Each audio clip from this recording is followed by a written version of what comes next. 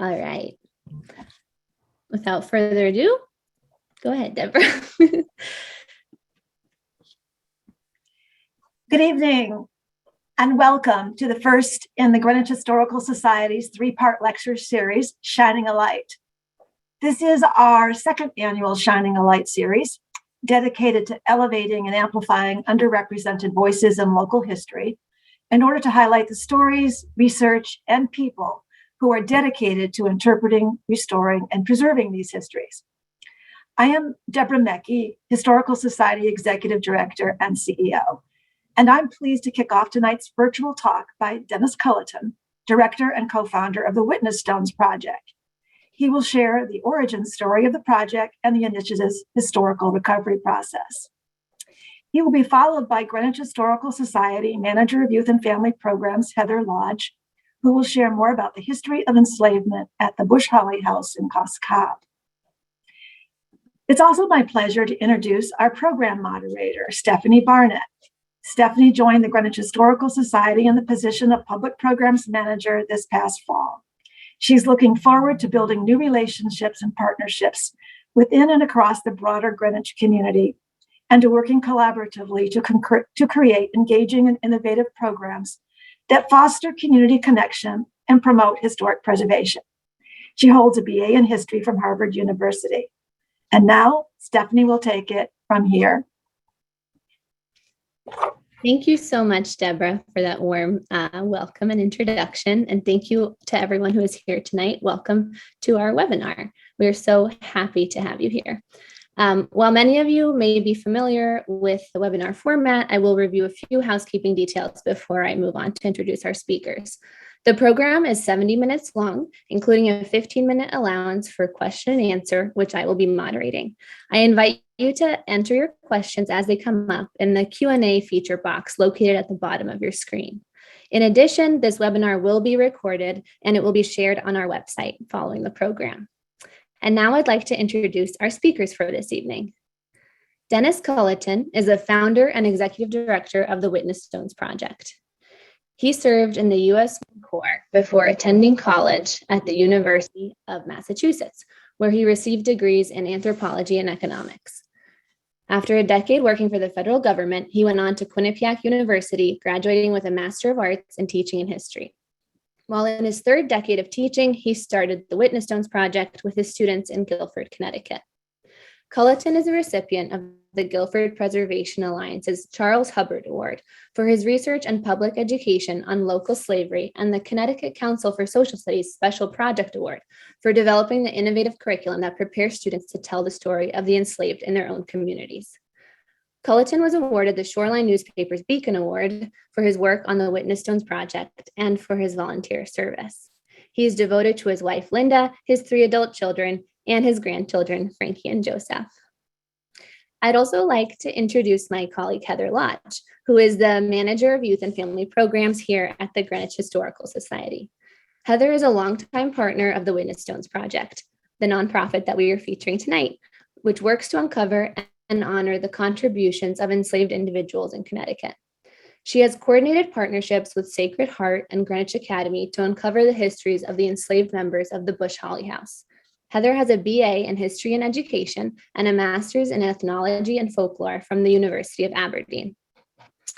So we are so excited to have both of our co-speakers here with us tonight. And without further ado, I will pass it off to Denis, who will deliver his talk, The Witness Stones Project, Restoring History, Honoring Humanity. Thank you so much, Denis. Sure, thank you. And thank you, Stephanie. It's certainly a pleasure to be here and to make new acquaintances here in the Greenwich area, although I see on the participant list I have friends old and new that are coming tonight. So thank you so much for following this.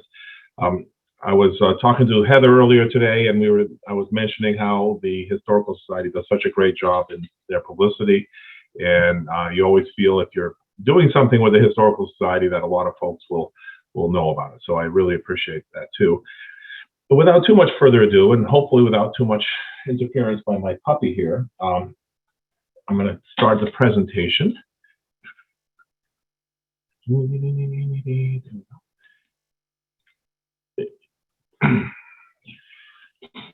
And the Witness Stones Project is about learning and teaching the hard history of slavery in the North. We founded the Witness Stones Project with a group of people here in Guilford, Connecticut in 2017. And by 2019, it kind of had grown beyond the work we were doing in Guilford. So I retired from teaching to start the nonprofit. And we formed a board and we became a 501c3 in 2019. And we've been working really hard on it ever since. The name Witness Stones Project came through a kind of a brainstorming I had with another member of the Guilford committee, and we were going back and forth of a good name for the project. And we thought that in Germany, the stones are called stumbling stones. Stolperstein, that's was inspired us. And so when we started to do the project, we were thinking, what term could we use to help people remember what the stones are and how we can understand them. And we came up with the term witness stones because we feel the stones themselves are very simple and they only have a little bit of information, but they bear witness to a past that most of us did not learn about when we were growing up here in New England and even during our adulthood. So we feel the stones bear witness to the past. And in Germany, the Stolperstein are used to bear witness to the past where Jews lived freely before they were kidnapped and murdered during the Holocaust. In our project, the stones are there to remember where enslaved people lived, worked, or prayed.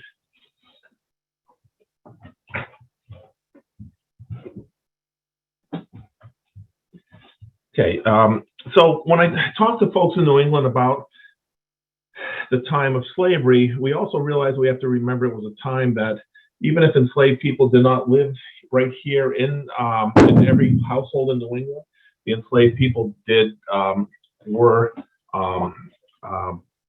people we benefited from. So much of Greenwich, much of coastal Connecticut, much of inland Connecticut and Massachusetts and Rhode Island and Westchester County in New York and New Jersey. During the colonial period, one of our major things that we did for a living was fill vessels up with stuff from New England in the Northeast and send it to the West Indies to feed and clothe and provide materials for the sugar plantations. And so when we talk about, and this is my high school French, raison d'etre, New England's reason to be, we talk about, religious persecution. That's why we all settled here. Well, many of the people who settled here had money in their pocket and they were here to exploit the land that we had here and to make stuff and grow stuff and cut down trees and make barrel staves and things like that to send to the West Indies. There are ships from Connecticut that went out to Africa, and Anne Farrell wrote an interesting book called Logbooks, which was about Connecticut people on ships going to Africa, trading for slaves and bringing the enslaved people to the West Indies. So that's part of our history too. Sugar plantations were so good at making sugar, which was such a valuable product, that they didn't really want to grow crops and they didn't really want to go fishing and they didn't want to really raise livestock and especially horses. So they depended on us here in New England to provide those. When we're looking at the stories of slavery and the foundational work about slavery in the West Indies trade, certainly the best book that everybody in Connecticut should read is How the North Promoted, Prolonged, and Profited from Slavery, otherwise known as Complicity, by Anne Farrell, Joel Lang, and Jennifer Frank. It was written about 15 years ago, and I think it was way ahead of its time, because right now we're spending a lot of time in New England talking about how we profited from slavery.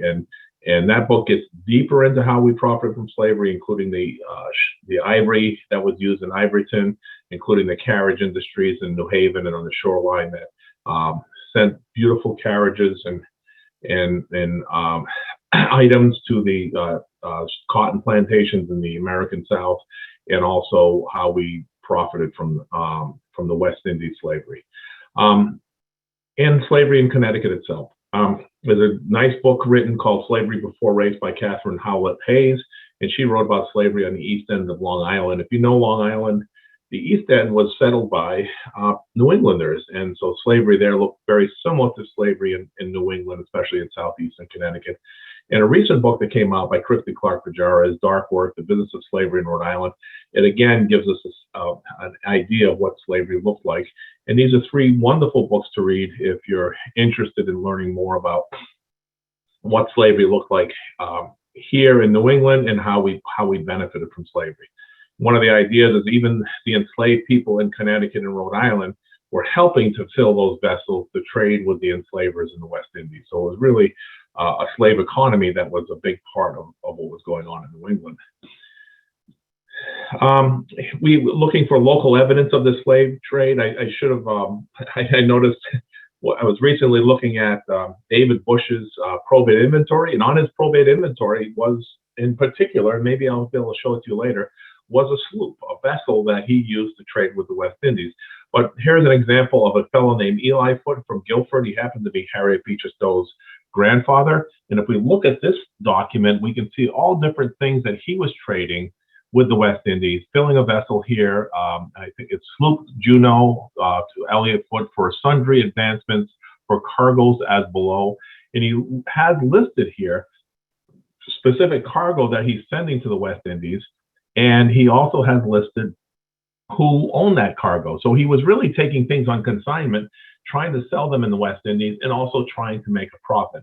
We notice the barrel staves, oaks, barrel staves, culling staves was one of the most common things, but we also have horses and oxen, and pressed hay, which is a way of shipping hay so it doesn't take up too much room, bushels of oats and corn, beef in the barrel, beef on the hoof. So we had different ways of shipping items. And you know, so we have some very good examples of that type of work that he did. Now it is. I'm going to go back to that slide just for a minute. We also we noticed that many of the people in Guilford at the time, the Elliots, the Hills, the Chittendens, the Foots, and other people like that are part of this whole trade. So when we think about people in Greenwich who were part of the West Indies trade, we might say, well, yeah, the Bushes lived right on the water. The Meads lived very close to the water. They were part of the West Indies trade, but it really went all the way inland, all the way up to, parts of inland Connecticut, Litchfield County, Windham County, what's now Tolland County, and Eastern Hartford County. Those are places where people were filling vessels to be part of this West Indies trade. One of the discussions I had recently with Professor Matt Washour, who's done some great work on the West Indies trade and also the American Connecticut forces during the American Revolution, we were having a discussion, and I said, this year I'm going from community to community, and I'm finding these enslavers, these people who own slaves, who are really not only a big part of the West Indies trade, but later on, people like Christopher Leffingwell from Norwich and Shubael Conant from Mansfield and Samuel McClellan from Woodstock, Connecticut. I'm finding these people were called provisioners. These were the people who were provisioning George Washington's army during the American Revolution. Connecticut had the name of the provision state, that we were so good at supplying the armies that we were given that label. And if you study later on, especially Civil War, you'll find in Connecticut, many more, Connecticut soldiers were well shod, well dressed, and well fed, and they were well armed compared to other soldiers from even from other northern states. So where does that come from? And what Professor Washour said, well, Dennis, we were so good at taking stuff before the American Revolution and putting them on ships to the West Indies. When General Washington needed stuff, we were already in the business of providing stuff. We were already in the business of providing beef and tallow. We were already in the business of providing barrels to put food stuff in. We were already in the business of raising horses specifically for the West Indies trade and later for the armies. So this wasn't a big surprise that Connecticut went on to that. So, but what surprised me, I guess, is this year I happened to be stumbling over these enslavers as I'm doing projects across Connecticut. They all were these great colonels and generals who were part of the provision state, but they were all that relationship was already made when they were trading with the West Indies. So it was a little bit of every year I get an epiphany doing this project, and my epiphany this year was clearly this idea that the West Indies trade was such a big part of the economy, and it allowed us to continue to accumulate wealth. And as we transitioned out of the West Indies trade, then we started provisioning the American South. We were, Connecticut was the place where the axes were made to clear the forests. In Mississippi, to grow cotton, we were the place where the hoes were made to chop the weeds and to cultivate the wood. We were the place where we were taking the cotton from the South and turning it into what they called Negro cloth to clothe the enslaved people and other people. So the North transitioned from feeding and clothing and everything else, the West Indies, to doing the same thing to the American South. And just to go back to the West Indies for one moment, is when I used to work in New York City, there was a Cuban kind of restaurant deli that I used to go to, and they served bacalao. And that was many years before I started studying this. And I was always confused why bacalao, which is salted codfish, was a staple for people from the West Indies. And realizing that, the codfish are from the North Atlantic, or from, Georges Bay or the Great Banks, Georges Bank, the Great Banks off of New England or off of Canada. And really, there was such a tradition of fishing to feed the folks in the West Indies up in the North Atlantic, that tradition, that food tradition, still remains. That salted codfish from the North Atlantic is shipped to the West Indies today for people to eat. But that came from this time when sugar was so valuable that folks they weren't going to grow anything else but sugar. It's kind of like countries where they have a natural resource that's so valuable, they're not really good at feeding themselves or providing manufacturing goods. So how do we find, if we're looking for enslaved people here, how do we find them? How do we remember them? That's a kind of a little trick, as you those of us who are in the business might know. I was recently and often talking to Teresa Vega and some of her connections, trying to find African burial grounds or Black burial grounds, or in different communities. It is a struggle. It is a struggle to find buried enslaved people. It's a struggle sometimes to find the generations of free Blacks that were buried here in New England. In Guilford, out of all the gravestones that are left extant from the colonial period and early American period, we have 2 stones that have the names of enslaved people on them. The 2 men are both named Shem. They're different men, but we find them. That's one of the stones we can see there. Says Shem, servant of Mr. Simeon Chittenden, Esquire. And that stone is found right beside Simeon Chittenden's, or Deacon Simeon Chittenden's stone, and his wife Scranton Chittenden's stone. We find in Greenwich, Hester Mead and Candice Bush. They were both enslaved in the David Bush household at the Bush Hawley House. And Hester accumulated enough wealth that when she died, she also made sure that her mother had a gravestone. So these are 2 of the few enslaved gravestones of formerly enslaved people we have here in Greenwich. We have sometimes streets have bad names, right? So in Guilford, North Street, west of Church Street, was called N-Word Lane, and they changed it to North Street, which is a really good thing.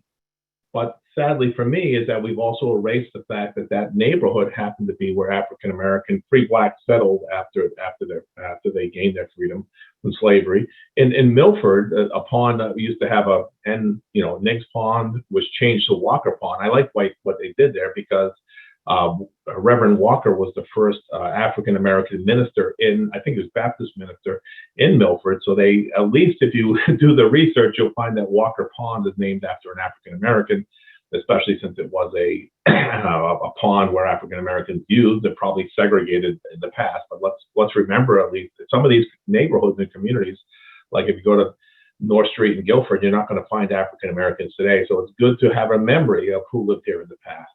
And so we struggle to find these things, these evidence of enslaved people, but we also have people who helped us along the way. When I started working with Heather a few years ago now, in Greenwich, she showed me this book, Chains and Bound, by Jeffrey Bingham Mead, if I'm not mistaken. And Jeffrey went to the town hall and scraped all the property records, I think mostly after 1792, and found emancipations of multiple enslaved people. It is a wonderful document. If you get your hands on it, and I think if you contact Jeffrey directly, he'll send you a copy. But it is a wonderful document because he's done the heavy lifting to go find these documents, and we've used them in the Witness Stones project. We have an autobiography. I did my original research in Guilford, and Lyman Beecher, Harriet Beecher Stowe's father and mother, both grew up in Guilford. In his autobiography, he talks about slavery in Guilford, and he talks about it kind of offhandedly, but it's still evidence, and we're able to take what he says offhandedly and do the research to find the true stories of the enslaved people he mentions. We have on the right here, we have the emancipation. I'll see if I can, this is always a trick, right, is seeing what's going to work. So this is from the book Chains Unbound, and we have the emancipation of Cull in 1803. And Sarah Bush, who held Cull into captivity, she freed him under a law that was a 1792 law that allowed her to free him and not be responsible for him in his old age. So it's a pretty, the quid pro quo in this is that Cull gets his freedom, and she is indemnified for being responsible for him in his old age. Is it good that she freed him? Yes. Is she getting something out of it? Yes. So we have to remember when we see these documents that there's a little more to them than just what it appears that they're saying right here. We have some other records that, I do have David Bush's inventory that we were talking about earlier. In David Bush's inventory, this is a transcription of it, of course, and I think they have the original document at the Greenwich Historical Society.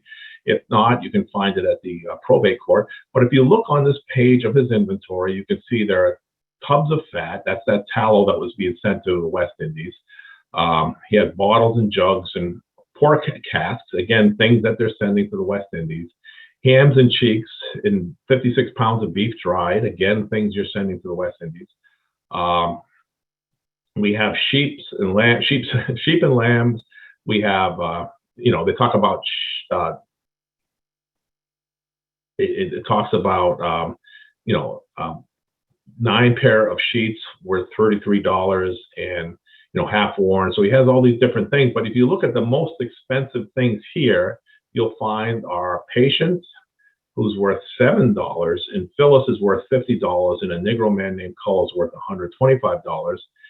And then right listed beside them, after the dried meats, are a pair of black pied oxen and what they're valued. So if this doesn't hit you the first time you see human beings listed alongside of meat products and live oxen on the same page, it certainly, to me, it jumped out at me when I saw this.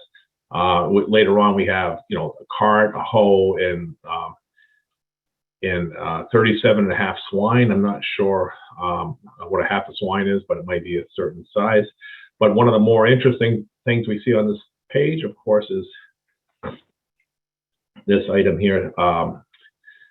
Sloop Sally, apparent tackle and bolt. So if you weren't sure that he was part of the West Indies trade, you look at the dried meat that he has in place and other items he's preparing to sell, and he has the vessel itself that he uses for shipping the items there. So this is a big part of what we do when we look at these documents now. We find the enslaved people, but are there other interesting things that maybe help us understand?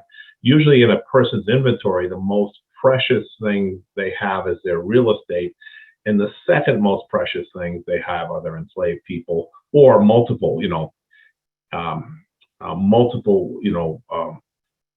different, multiple cattle, multiple sheep, multiple horses, or something like that. So we could see that here his most valuable things on this page. There's probably another page with his real estate, which is also going to be valuable because I think he co-owned a mill and certainly a house and land. We have, town records are a good source of information. We can see here that this town record is from it's also from Greenwich, if it comes up, bing, bing. And we can see on this page, bottom of this page, if it lets us, We could see Cull married Lily. So Cull here took on the last name of Bush. I think if it's 1832, this is probably Cull Jr. And certainly if Heather could correct that if I'm wrong later on. But if we go look at the other pages, and I'll show you at a different page, you'll see that the enslaved people owned by the Bush family are listed too. And we also take census data. This is and I also have this document. I want to show us, so that's okay. We'll just skip that document then. But we will take extracts from census data. The 1790 census for the Greenwich Stamford area includes probably what is now also New Canaan and Darien, and it isn't split up by town, but you can look at names to start to realize what part of that 1790 census is directly related to Greenwich, and that helps us understand more about specific information there. Okay, here's the rest of the vital records on the right. We can see under Bush, we see Cull Jr. is married to Dinah Charity, and then we see David had Negroes Phyllis, daughter of Patience, I should say. Millie, daughter of Patience. Rose, daughter of Patience. Lucy, daughter of Patience. Nancy, daughter of Patience. And Cull, son of Patience, during this about 20-year period.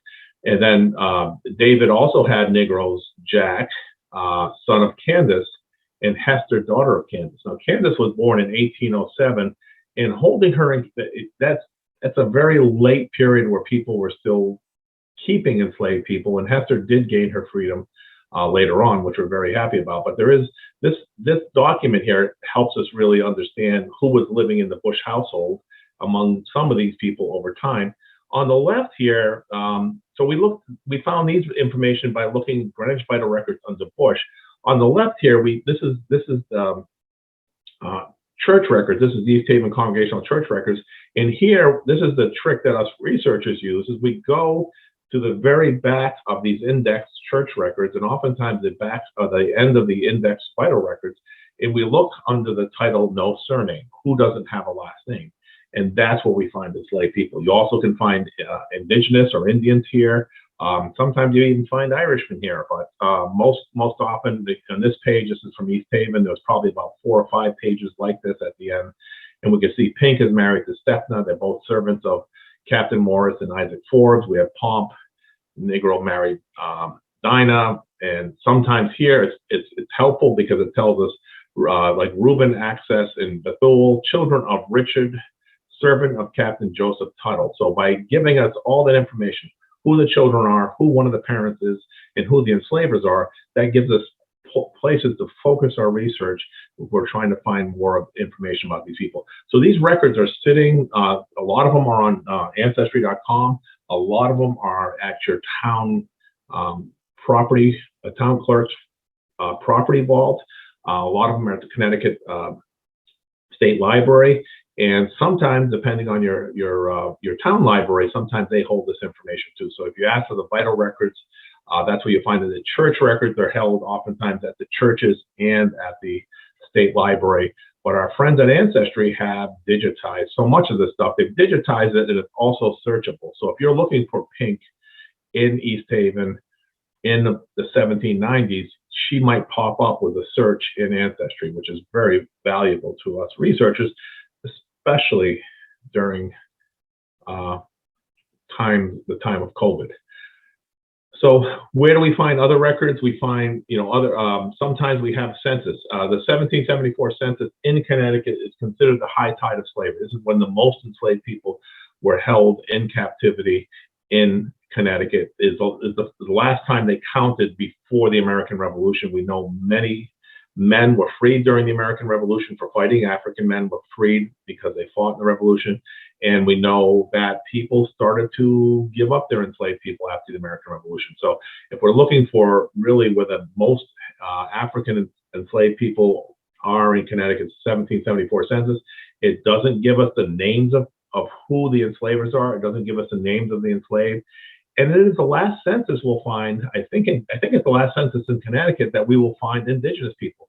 The U.S. Census from 1790, I think through 1850, did not give us the names of it, did not show us indigenous people. this happens to be for New Haven County. There's probably about only 2/3 of the communities. North Branford isn't there, and Middlefield's not there, and Madison's not there, and West Haven and Orange aren't there, and North Haven and East Haven aren't here. So you can see that a lot of Cheshire's not here. A lot of communities are missing, but we can still see some of the names of people here. And I just see if this link works now. Oh, here it is. See, the other link that didn't work is working here. One of the things I did over time is in the town I live in, there's something called the Bill of Mortality, or the Book of Mortality, where this fellow named Burgess started keeping track of all the people who died in Guilford, and I'll say Guilford and Madison because they were the same town, and why they died, if it is interesting, I guess you could say. And also, and what he did is he kept track of thousands of people. And what I did is I went through and I extracted out all the people of color. So this is visually helps us understand a little bit about what slavery looked like. I mean, what people of color looked like in a sense. In Guilford, and starting in 1747, most of the people of color who are dying, so it's a bill of mortality, are indigenous. And there's even a couple of sad stories here. If you look at Will Redhead, his son dies, and another son is burnt in a wigwam about a year apart. And then Will, after his second son dies being burnt in a wigwam, he drowns himself. He's drowned in West Pond, and I would think it might have something to do with losing both of his sons, but I don't know. But this tannish color is the indigenous, and this purplish color are people of African descent. It's just a code that I do because visually I like to be able to see the differences, and you can see by looking at this page how indigenous population shrunk or diminished while the Black population grew from the 1750s all the way, in this case, to 1785. Now, one of the things when you show this to students, what bothers them initially is the fact that we know the name of every one of the owners or enslavers, but we don't know, they're not giving us the name of every one of the enslaved people. So it says Negro wench, Negro boy, Negro wench, Negro child, wench, Negro man. Then here's a name here and some names here.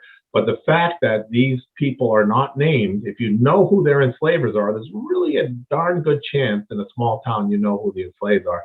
But that's part of the dehumanization we talk about in this project, is that sometimes it wasn't even, people didn't even bother to list the names of the enslaved people. They just called them Negro or something else. This is the 1782 census, which shows us, Indians and Negroes are listed together. There's multiple reasons for that, and we won't get too deep into it now, but there is during colonial times, the indigenous people were not supposed to be held in slavery for life, and their children were not supposed to be held in slavery.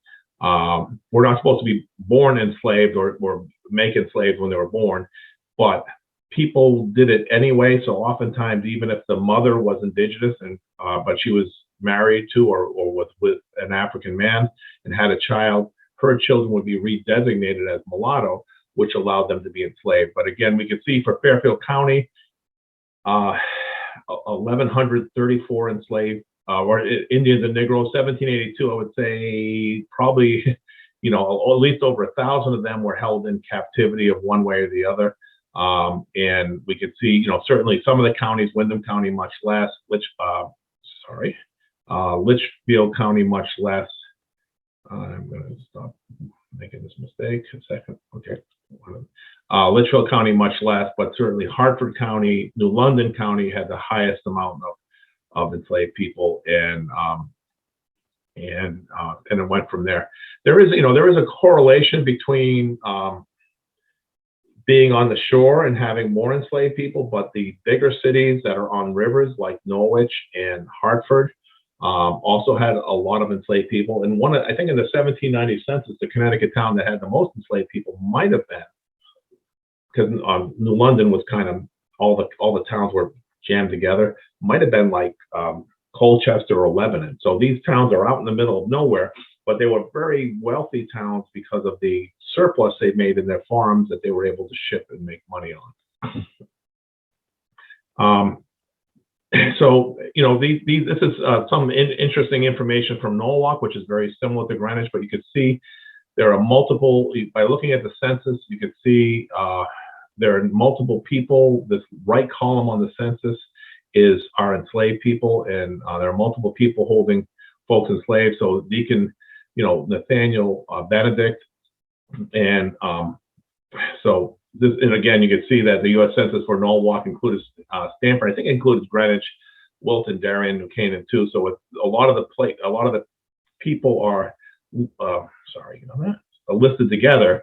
But and the other thing that's very interesting is we find some people who are listed from. I think there's even there's an enslaved people or free blacks from Greenwich. We know from Norwalk and other places who are listed on this Book of Negroes from Nova Scotia, and it was a listing of all the people who were all the African Americans who were brought from the 13 colonies to Nova Scotia at the end of the American Revolution. So it's kind of an interesting the book that helps us. The more loyalists you had in your community, there's a better chance that they were bringing their slaves with them. But we also have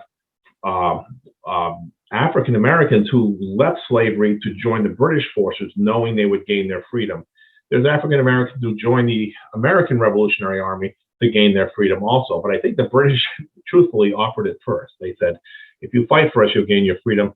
And we know there's stories of men, soldiers who fought on the American side in Connecticut who had to come back and really push hard to get their freedom later on. So we're talking about all these details, and when we're thinking about bringing it to the classroom, the concept is that if slavery was critical to the development of our country, if slavery shaped the beliefs about race in our country, if slavery was the main cause of the Civil War, if the enslaved resisted their bonds and still contributed to the growth of our country, how can we remember and restore the history of the enslaved? So those are the questions that kind of lead our project. How do we tell these stories if all these things are true? If slavery was such an important part of our country, it kind of wasn't taught that way in the past, and I think we have the opportunity to put it in its proper place in American history. So our project was inspired by the Stolperstein project in Berlin, Germany, and Central Europe. We research enslavement, engage the citizenry, and educate the students.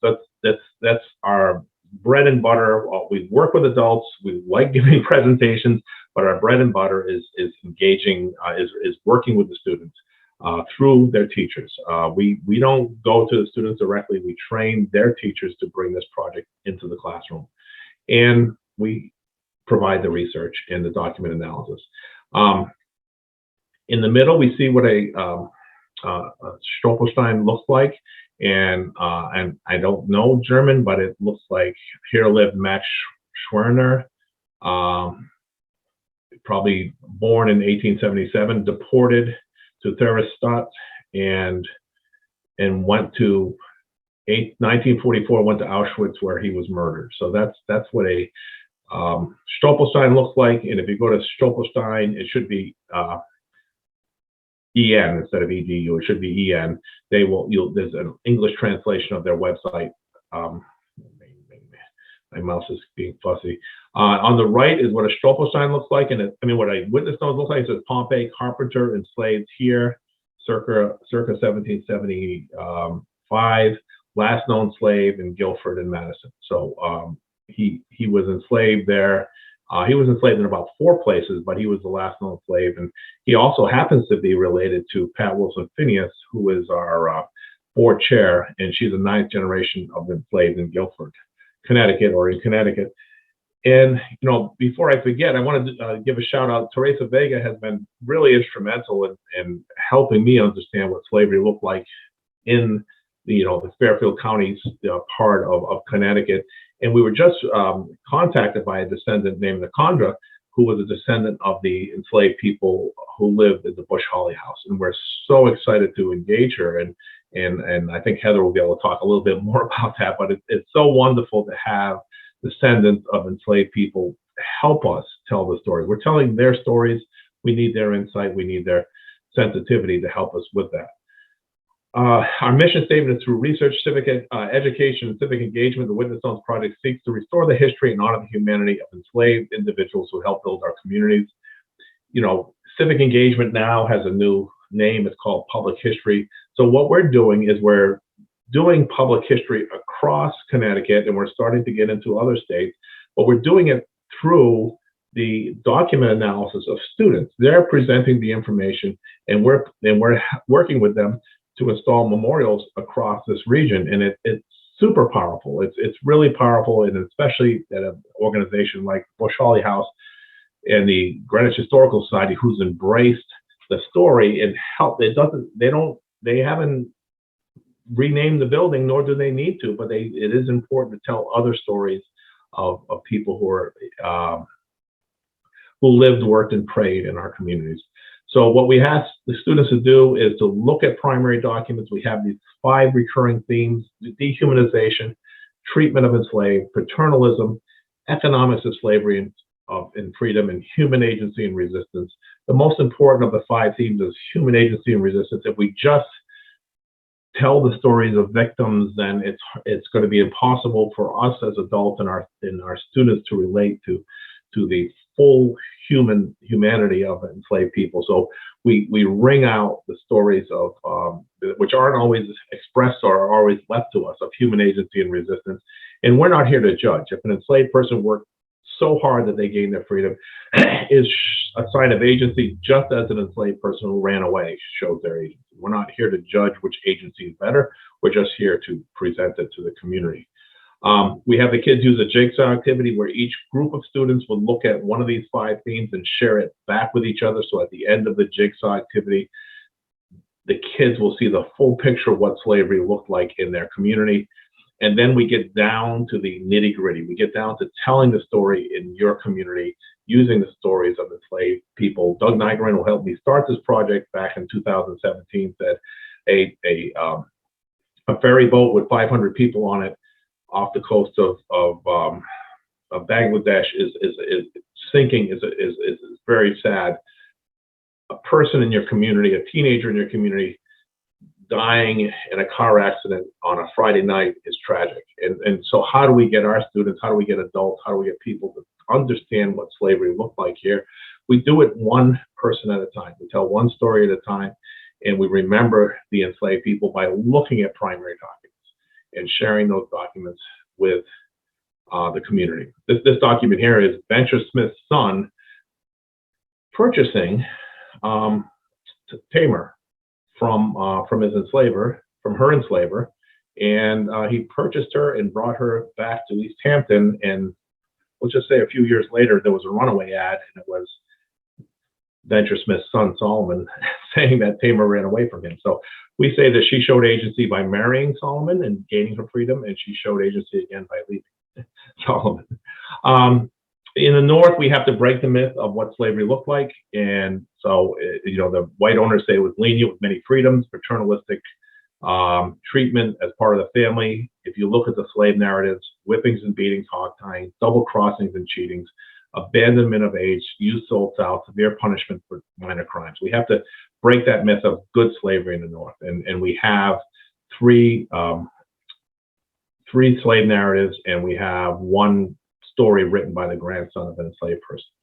I'm going to skip a little bit ahead. So we want to show agency past and present, just like many of our grandparents did amazing things to give us an advantage in our lives, but they didn't necessarily gain from that advantage. Well, for enslaved people, sometimes their survival was their agency. That was what gave the next generation an opportunity. In the story of Montrose and Phyllis, which is kind of our Adam and Eve in Guilford, we now have 11 generations told, including the 8th generation of Lieutenant Colonel Bertram Wadsworth Wilson, who was a Tuskegee Airman, Moses, who was second generation, who was the king of slaves in Guilford, and former state representative Pat Wilson Phineas, who was the commissioner of social services in Connecticut, commissioner of social services in Denver, Colorado, a professor, and she's now the chair of our Witness Stones project. What are we trying to do? We're working with teachers and historical organizations to bring the stories of enslaved people to the communities. You look at this. This is the Party Morris House in the upper right-hand corner in New Haven, which used to be part of East Haven, and this is the Bush Hawley House. And this is the monument on the Guilford Green where the grandson of enslaved people fought and died during the American Civil War. And these are the communities we're in today. We're growing. I'll just say we're adding Old Saybrook, Wilton, Ridgefield, and other communities across the state. We're also in conversations with communities across the Northeast. So we're talking to folks in Massachusetts, in Rhode Island, in New York. Rye, New York might happen soon. And we're doing a project in New Jersey this year, and we're talking to folks in Florida and in North Carolina. So it's we're getting very busy, but in a very, very positive way. And this is where I'm going to end. And thank you so much for listening. And I'll be happy to answer questions at the end of Heather's presentation or discussion.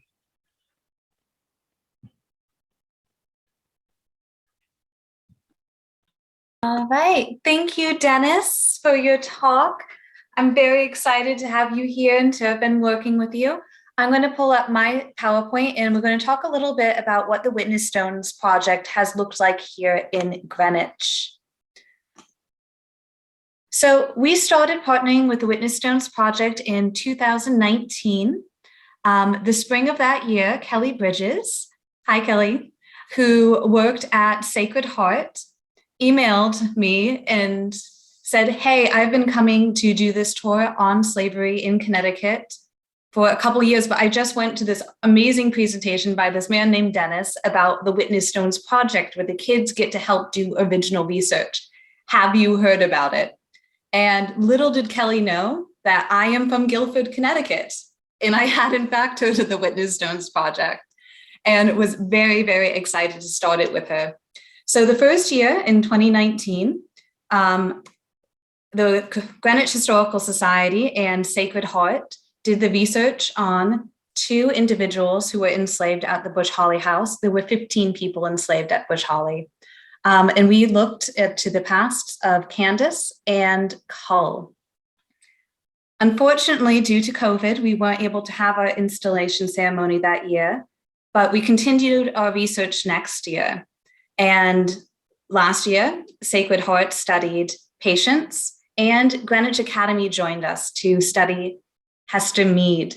And we had our first installation ceremony last spring where we placed our stones for these 4 individuals.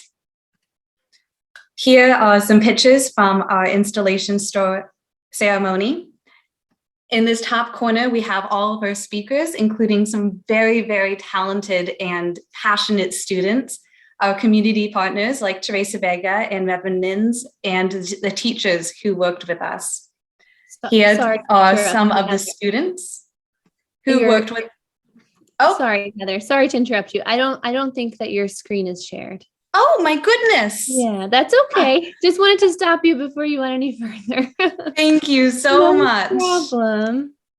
I'm sorry, friends. All good now. All good now. So let me bring up the pictures of the stones again. So these are the first 4 stones that we place for Candice, Hester, Cull, and Patience. And here is our ceremony from last year.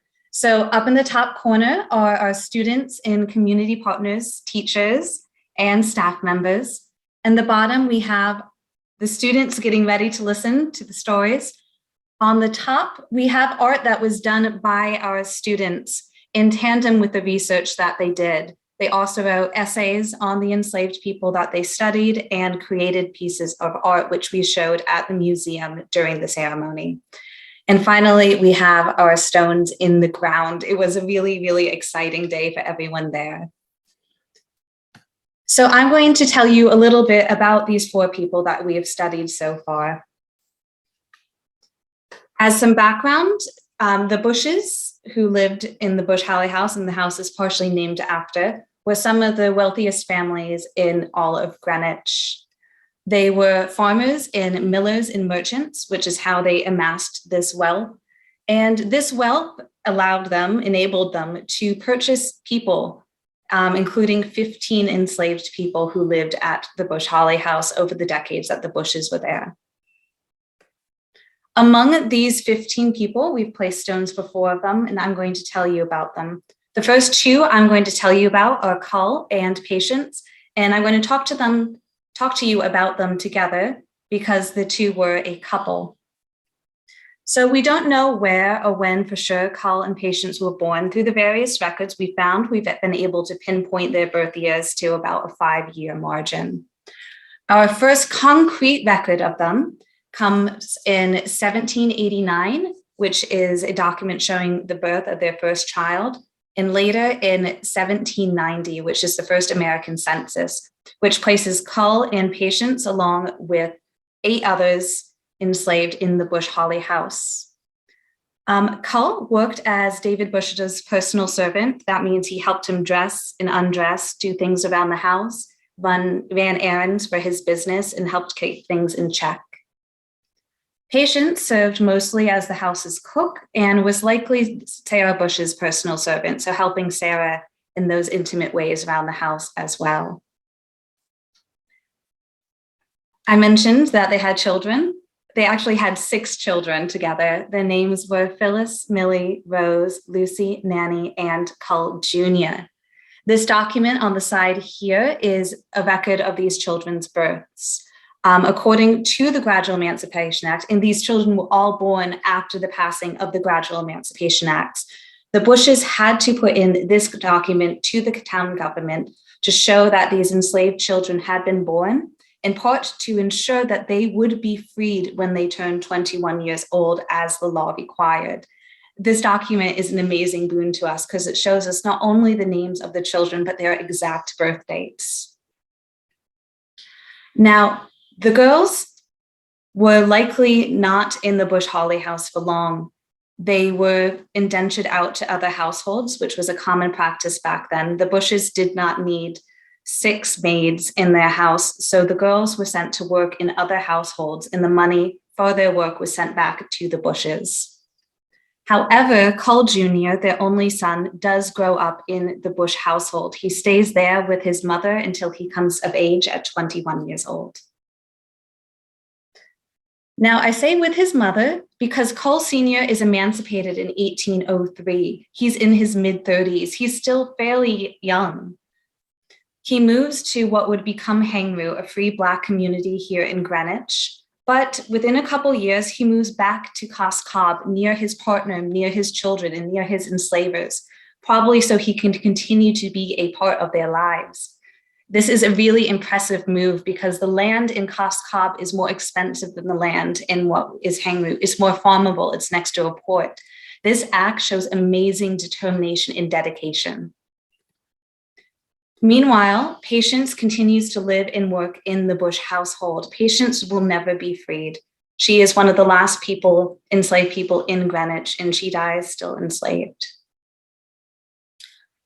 However, by 1822, all of Cull and Patience's children are freed. This is everything that they would want for their kids, an opportunity to live their own lives and make their own choices.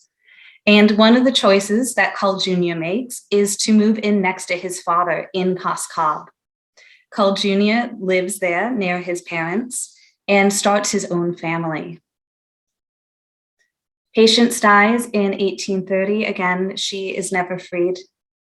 And Cull dies in 1845. Now, what is their legacy? Together, they have 6 children, and this in itself is an amazing act of resistance. Most enslaved people in Connecticut were the only enslaved people in their household, maybe 1 or 2 others, to have a family, to hold close and to love and to build up and see free was amazing.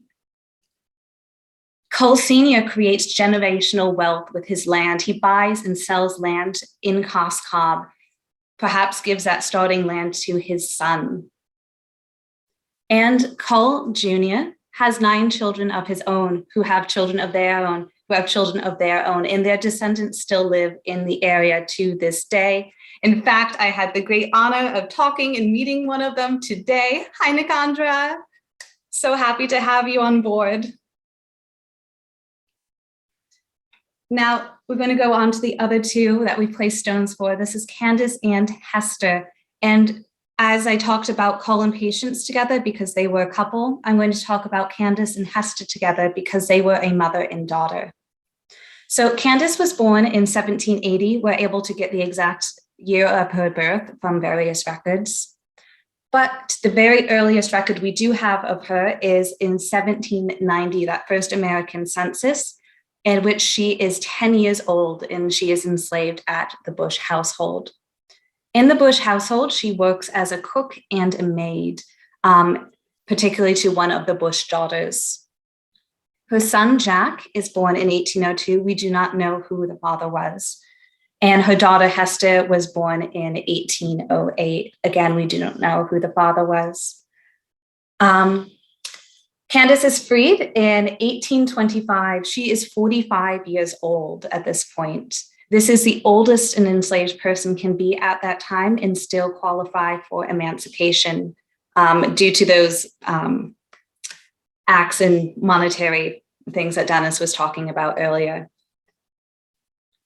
3 years later, her daughter Hester is freed.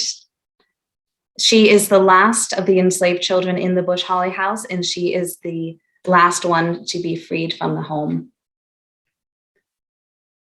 We find Hester and Candice again in 1850. They've bought land. They run a house together. They live with Hester's son, William Meade. And William Meade has two wonderful daughters of his own, and he goes on to serve in the Civil War. So this son of enslaved women, this grandson of enslaved women, goes on to fight for the freedom of other enslaved people in his country. He's amazing. They're all amazing. Candice dies in 1860, and Hester dies in 1864.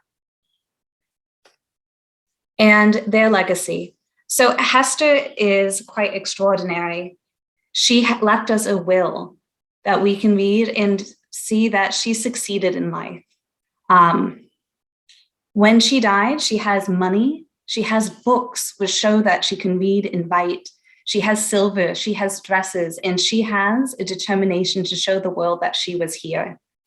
She sends for her son to be brought up from the Civil War to attend her funeral. And she sets aside money for not just herself, but also for her mother to have a headstone. Candice and Hester are the only known formerly enslaved people in Greenwich to have headstones. Headstones were expensive.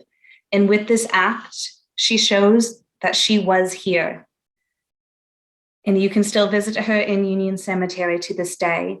She also left us this painting, which is attributed to her, which shows beyond everything we know, she might have also been a painter. Now, these are just small parts of the lives of these four individuals that we have studied through the Witness Stones Project with the children in the last couple of years. We have many, many more documents and more information on their lives. All this information, once we place the stone in the ground, becomes available at the Greenwich Historical Society archives. So if you would like to learn more about these individuals, contact us. We'll gladly point you in the right direction. So what comes next? Well, this year, Sacred Heart and Greenwich Academy are placing two more stones. We're placing a Cull Junior stone and a stone for Jack, Hester's brother. And after those two stones are placed this year, we still have more left to do. There were 15 people enslaved at the Bush Holly House, and we hope to place stones for all of them in the upcoming years, including Cull and Patience's 5 daughters, as well as 4 individuals who were not related to these two families, but also lived together with them in the Bush household: Jupiter, Charles, Peggy, and Dorcas. Our journey is just beginning, and I hope that you are interested. Contact us if you want to learn more. And if you have any information on enslaved individuals in Greenwich, please send it our way. Finding these documents can be long and laborious, and they're useful. We're going to use them to teach. And with that, I'm going to sign off and open the room to questions.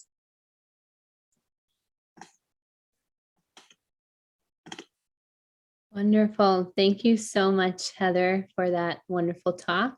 and thank you, Dennis, as well. I'm so excited to dive into the question and answer portion of our evening.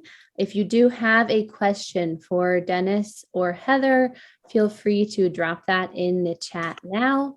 I'm sorry, not the chat, the question and answer feature, which is located at the bottom of your screen. We do have some great questions that have already come in. And I will get us started with actually a comment that I think is very helpful that was made, Dennis, during your talk from Teresa Vega, who would like to share with everyone that Jeffrey Bingham Mead's book can actually be found for free on familysearch.org. And I will include that information in a follow-up email to all attendees as well, in case you're interested. So thank you, Teresa. And one of our other questions actually is kind of related to the map that you showed, Dennis, is wondering how many witness stones have been placed across the state of Connecticut and which towns are participating. I know that's a long list, so feel free to summarize. Well, we now have 75 witness stones memorials in the ground today. By the end of the school year, we probably will have over 125. We'll just say the project is accelerating as we move forward. I think also as schools are coming out of COVID, they are looking to see what they wanted to do before COVID, and certainly tell a more diverse history is part of it. To just kind of go in the, maybe I'm going to get somebody upset, but like the greatest hits, but West Hartford was the first community after Guilford to start installing witness stones memorials, and they have, I think, by far the most memorials installed to date. There's a committee there run by Tracy Wilson, Liz Mancini, and Denise Merrill, who are leading the charge. They're all retired teachers, and they're doing a great job through the Noah Webster House. We also have a big project in Old Lyme with the school district there and members of the community, including the Congregational Church. I'm in the middle of a project up in Woodstock, Connecticut right now, another one in Killingly, Simsbury, Suffield, Hartford, Madison. We have the stories we're telling in New Haven this year of the two last enslaved people auctioned off on the New Haven Green, who were from Canada. Very complex story. But it's a great story that we're working with two schools in Trinity on the Green there. So we've done a project up with Salisbury School and put a stone in Norfolk. If you go to our website and you click on communities, then I don't have to keep talking.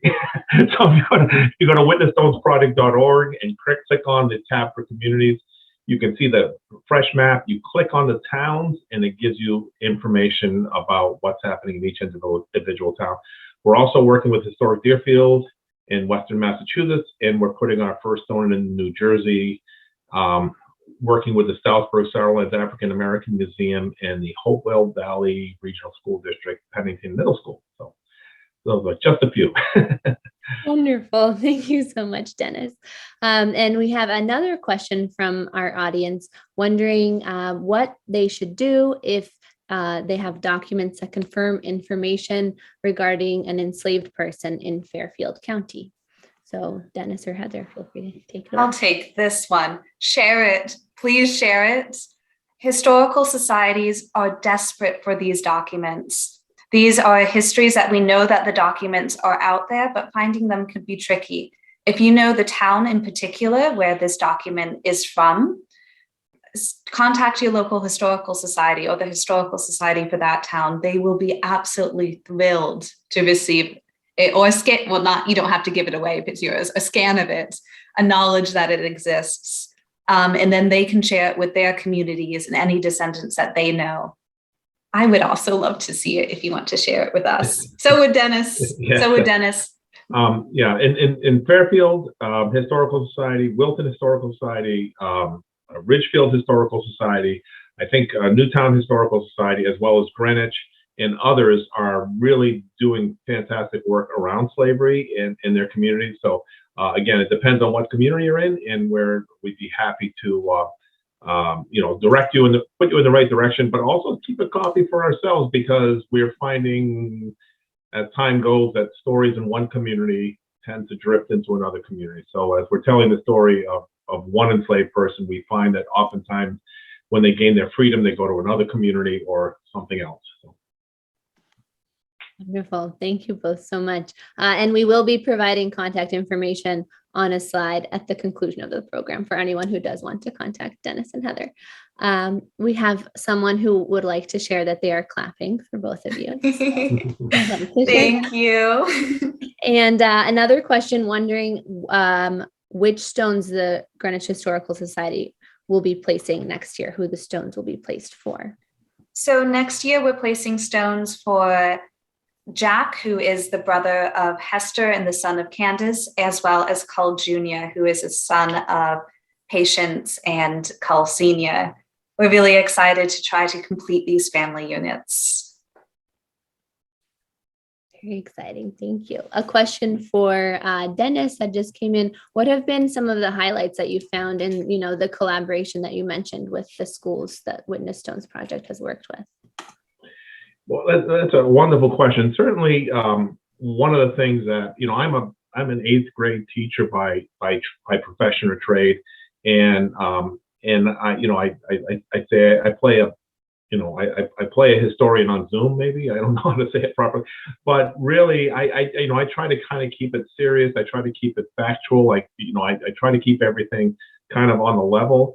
And what's the biggest, and Heather helped share some of it, is the kids feel this information. They don't like injustice. They hate injustice, and they don't want to hear. They don't like it today. If you treat one student differently than another, they think it's injustice.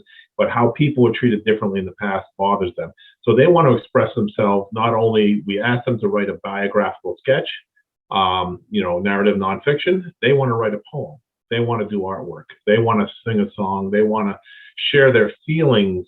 They want to do a reflective piece. They want to share their feelings about what their experiences engaging this information. So that is the most wonderful thing that happens with this. And we've worked with students as early as 4th and 5th grade all the way to high school seniors, and each level has its own feeling. The other thing that I think surprises me as I go around the state doing this is things like enslaved people being freed twice. Things that you see kind of quirks in every community. I'm finding stories about kind of like this plantation in what is now Brooklyn, Connecticut, out of the middle of nowhere. There's a church that was built by slaves in Brooklyn, Connecticut. So each of these little communities have a big story to tell. And that includes enslaved people. And I think it's important that these stories are told. Nowadays, we talk about windows and mirrors. Students who maybe are white students can look through these windows to the past and see people of color for the first time. And that's important. And for our students of color, they can look into a mirror and see themselves. And isn't that very different than growing up and seeing somebody else when you look through the window or when you look in the mirror? And I think that's an important part of what we're doing too. And it's every generation has to kind of, change the way we look at things because our students change too. Thank you. On a somewhat related note, one of the things that one of our audience members has noticed is that people struggle with the sense of time, as in how distant now is from them, how distant now is from then. How do you help them understand that we aren't really that far removed from that time? I think that's a really good question. We struggle with how what our role is in this. We believe our role in the story of slavery in Connecticut is we're telling the truth part of the Truth and Reconciliation. We haven't reconciled ourselves. We haven't reconciled our society to what slavery was like, how enslaved people were treated, how that treatment in the past goes on to the present in the future. So how do we break that? How do we do it? We do it by telling the truth of the past, and let us do that. Depending on the age of the students and depending on the teachers and where they are and what how they're teaching, is how that gets brought to the present. It isn't our job is to do the truth part, and it's the teacher's job to present this to the students. Now, if they're doing this project and they're also doing Reconstruction and Jim Crow later on in the year, bam, the relationship. And then you can go from Jim Crow to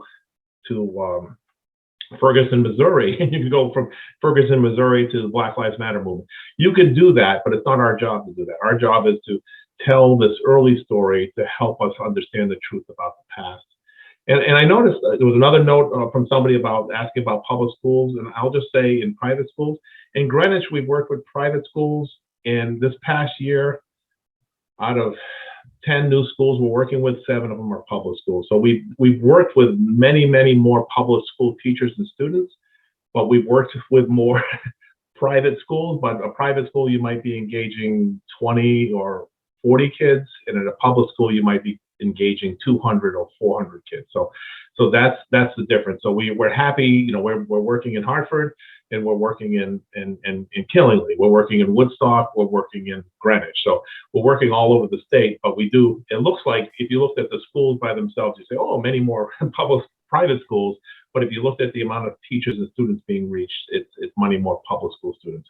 But we love all students. So. And I would like to piggyback onto that. So right now in Greenwich, we're working with 2 of the private schools, but we are in communications with teachers in the public schools. It's been a crazy couple of years for schools, but the teachers are working towards bringing this to the public schools. And this year we have one of our 3 middle schools not participating in the full Witness Stones project, but our Slavery in Connecticut project, which is a field trip that is based off the information that we have collected doing this project over the years. And to piggyback onto, hi, Nicola, your question about time, you are how we connect people. For those who know, the person who asked about bringing it closer and the generational gap is one of our descendants. Hi. And when we look at those family trees, we can see that people are not that many generations removed. And that's something that the children recognize. But also what we get at the heart of this is a level of empathy and understanding. So when we talk about Patience and her children, the students see their mothers and they see their brothers and sisters, and that time disappears because your love for your family does not change throughout the centuries. And that makes it real and it makes it close to home for these kids and really deepens their depth of understanding. Thank you so much, Dennis and Heather. We have a couple more questions. I do want to be mindful of our time, but I don't want to leave anyone's questions unanswered. Someone would like to know from our audience if indentured servants are part of the project. That's a really good question that we struggle with a lot, we'll say. The initial idea of the project was to tell the stories of enslaved individuals who helped build our communities. And we know, and Teresa can help us understand it better, but we know some of those enslaved individuals or people who were treated as slaves were indigenous people, Indians, tribal members in our communities. We know, I have an example of an enslaved man being purchased at the age of 25 to be indentured for 80 years. That's slavery. You could call it, legally it's an indenture, but in some ways it's slavery. What we're doing right now is we're looking, if somebody has an example of an indenture of a indigenous person, we'll look at it to see if that person was bought and sold and if they were treated like an enslaved person. If it is just someone, a student or a young person being bound out because their parents couldn't take care of them, we may not choose to do that. We are staying away from the idea that Irish or Scottish or Welsh indentured servants were slaves. The slavery, I have a slide, I didn't use it here, but I have a slide on that, there's a difference between being indentured and being enslaved. And certainly one of the differences is your children aren't enslaved. Your children aren't held in captivity. And that's a big part of it. And legally, you could not be enslaved if you were subjects of the crown or an American citizen, but Africans could be because they were dehumanized and not given their citizenship until 13th Amendment. So it took a while, So we do differentiate. I know not everybody agrees with us, but that's okay. If somebody else wants to do a project to memorialize the indentured people who came to our country, who lived a tough life, or had 7 years of a tough life, they're welcome to do that. But we're staying away from that for now. Thank you, Dennis. And we have actually one last question regarding volunteers and the research process. If there is someone that the interested person could contact if they're interested in volunteering to do research for the Witness Stones project. And then we will close out. What we have found is if somebody is especially good at working on people of color and genealogists have a skill set that matches much of the research we do. It's not always easy to work with volunteers, but if there's somebody who's a genealogist and also focused in one part of the state, we just met up Brenna O'Sullivan from Middletown, is a genealogist and has been working on African American history. So I guess the answer is it depends on what area you're comfortable with and what skill set you have. But certainly they can, when you send me contact information, they can contact me. What we're trying to do a little more of is what we've done in Greenwich, which is we started the project in Greenwich, we planted the project in Greenwich, and Heather has taken over the research and the document analysis and the student interaction. If we bring in the public schools, then I'll give them the teacher workshop, but then they can continue year after year using the resources, the archivists at the Greenwich Historical Society, Heather, and other people. So there is room for that, and even room within your historical societies if a local community takes on the project to assist at that location. I could use volunteers. Wonderful, which is actually a great transition into the closing part of our program here, where I am privileged to share the contact information of our speakers tonight. Before I do that, I also want to make some announcements. We do have 2 more lectures coming up in our Shining a Light lecture series. The next one will be on Thursday, April 7th with Maisa Tisdale talking about Bridgeport's Little Liberia. And we'll also hear from Dr. Meadow Dibble on Thursday, April 21st about a cautionary tale of New England's twin plagues. You can register for both of those workshops if you have not yet by going to our website, greenwichhistory.org, and registering there. They are free, so we encourage you to do so, and we are very excited to see you there. And without further ado, I will share that contact information, so you can email Dennis and Heather or myself if you have any questions about this program or anything that was discussed. Their emails are found on the slide here. Feel free to take a note. I will also include this in the follow-up email that we will send following the program.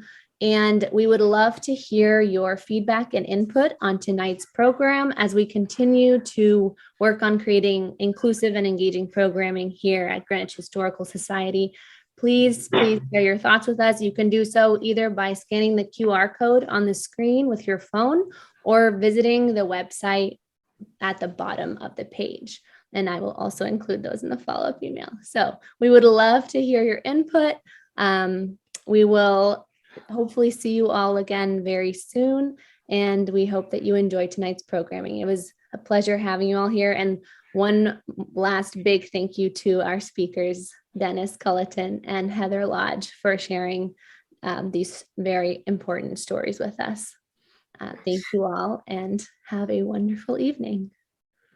Okay. Thank you, Stephanie, and thank you all for the great questions.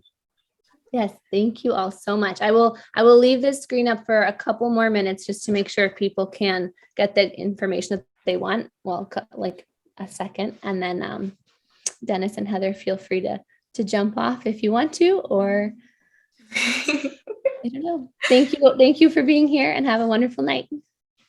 Thank you.